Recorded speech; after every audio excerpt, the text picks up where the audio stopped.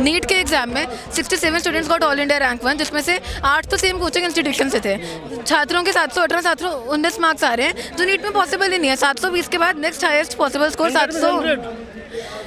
720 आए हैं 67 लोगों के, पर उसके अलावा छात्रों के 718 719 मार्क्स भी आए, जबकि नीट में 720 जो फुल मार्क्स है, उसके बाद हाईएस्ट पॉसिबल स्कोर है 716, क्योंकि 4-4 मार्क्स का एक क्वेश्चन होता है। तो इस तरीके से ये लोग काम कर रहे हैं। साथियों नमस्कार। नीट एग्ज़ाम में धांधली को लेकर दिल्ली विश्वविद्यालय के छात्र जंतर मंतर पर है, प्रोटेस्ट कर रहे हैं।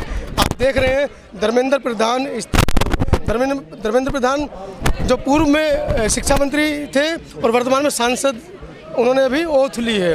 मेरे साथ गुरकीरत है, दिल्ली विश्वविद्यालय से क्रांतिकारी छात्रा है और समय समय पर अपने वक्तव्यों से वो हम लोगों को अवगत कराती रहती है। गुरकीरत, क्या पूरा मामला है, पहले हमारे दर्शकों को बताइए।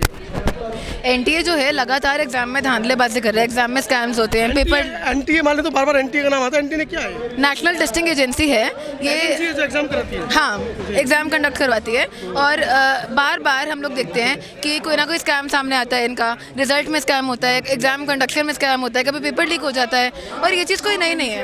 एनटीए लगातार युवाओं के फ्यूचर के साथ खेलता आया है, चाहे वो गवर्नमेंट जॉब में हो, चाहे वो किसी एजुकेशनल इंस्टीट्यूशन में एडमिशन के लिए हो।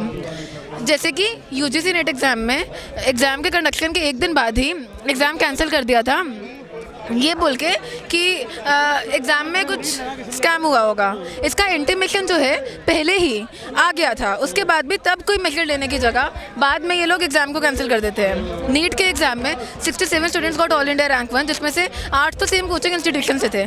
छात्रों के 718 719 मार्क्स आ रहे हैं, जो नीट में पॉसिबल ही नहीं है। 720 के बाद नेक्स्ट हाईएस्ट पॉसिबल स्कोर 720 आए हैं 67 लोगों के, पर उसके अलावा छात्रों के 718 719 मार्क्स भी आए, जबकि नीट में 720 जो फुल मार्क्स है, उसके बाद हाईएस्ट पॉसिबल स्कोर है 716, क्योंकि 4-4 मार्क्स का एक क्वेश्चन होता है। तो इस तरीके से ये लोग काम कर रहे हैं और हमें इसका वाइडर पॉलिटिक्स समझना होगा।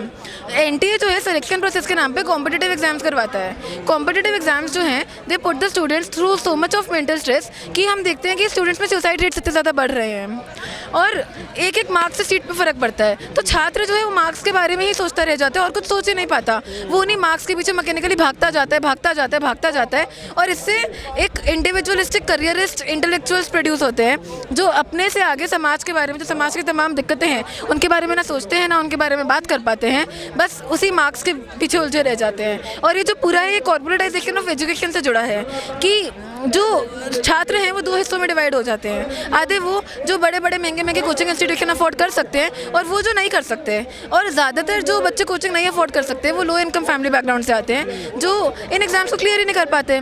इससे जो क्लास डिवाइड है और ज़्यादा शार्प होता है। ये मेक श्योर करते हैं कि जो भी प्रोफेशनल पोस्ट्स हैं उन पर डोमिनेशन रहे उसी रूलिंग क्लास का।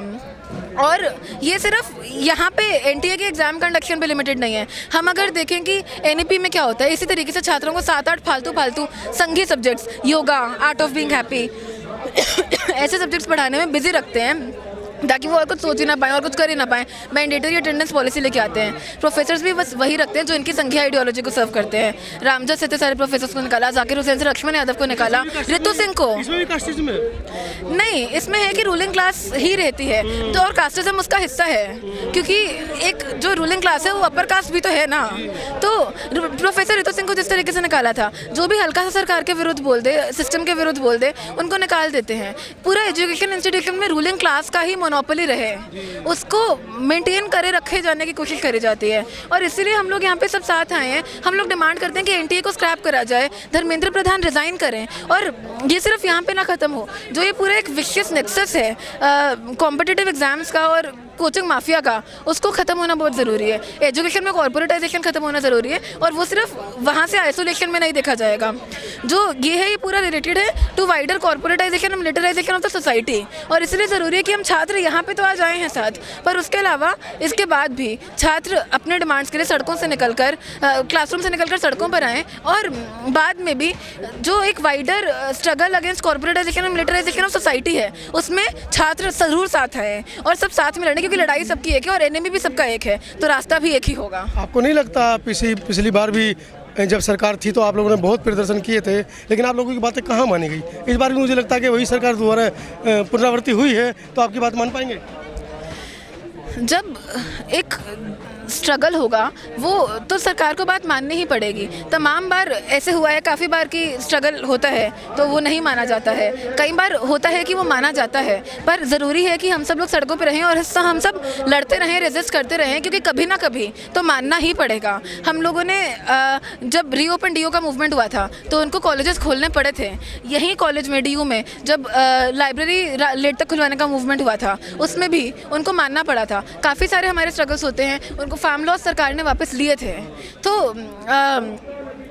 लगातार जब हम लगे रहेंगे, बार बार जब हम स्ट्रगल करेंगे एक बोल्शेविक स्पिरिट के साथ, तभी कुछ रियल चेंज आ पाएगा। Change does not come overnight, एक प्रोटेस्ट से या फिर एक किसी चीज़ से नहीं आएगा, ये भी हमें समझना ज़रूरी है। डीयू प्रशासन को तो बड़ा हट्टी प्रशासन माना जाता है। कई प्रोफेसर से लगातार प्रोटेस्ट, अभी प्रोफेसर रितु ने 250 दिन प्रोटेस्ट किया, उसके बावजूद अभी तक जू नहीं रहेंगी है।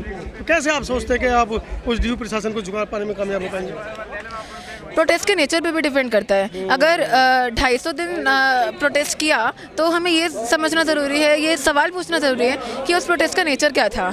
अगर हम चाहते हैं कि समाज में सिस्टम में बदलाव आए तो हमें ये समझना ज़रूरी है कि ये system is based on violence, और हमें बदलाव अगर चाहिए तो it has to be a militant people struggle, जिसमें हम लोग मिलिटेंट होकर बिना डरे सामना करें और लड़ें। ना पुलिस से डरें, ना पुलिस के बैरिकेड से डरें, ना इनके डिटेंशन से डरें, और डटे रहें और लड़ते रहें, वो ज़रूरी है।